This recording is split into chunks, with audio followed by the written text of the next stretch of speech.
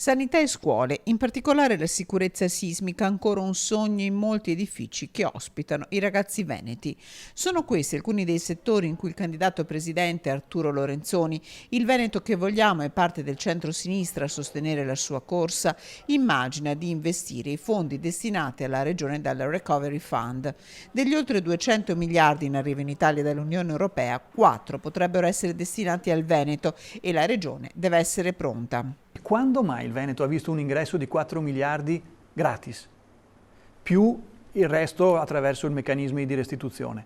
Cioè il presidente del Veneto del prossimo quinquennio si candida a gestire un flusso di denaro di una decina di miliardi extra rispetto al budget.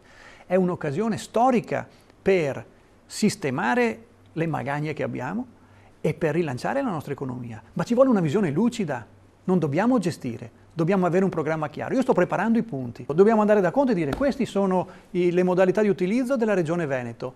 E guarda che siamo arrivati per primi, per cui tiene conto nella ripartizione. Insomma, il Veneto deve farsi trovare pronto e deve cercare di essere la prima regione italiana ad esserlo, secondo la visione di Lorenzoni, che sulla grande occasione rappresentata dalle Olimpiadi di Cortina chiarisce: non sono contrario. Le Olimpiadi sono un'opportunità per il territorio e tale devono rimanere, ma dobbiamo dialogare con chi il territorio lo vive ogni giorno, no? Se no, se caliamo i progetti diventa difficile. Ma io penso che sia la buona occasione per migliorare le cose e avere delle modalità di intervento che siano più vicine alle persone. L'avvio di una campagna elettorale anomala per l'ex vice sindaco di Padova, città che in queste ore ha ridisegnato per volontà del sindaco Giordani il suo assetto amministrativo. Sergio Giordani ha agito con equilibrio e ha cercato anche nei vostri confronti?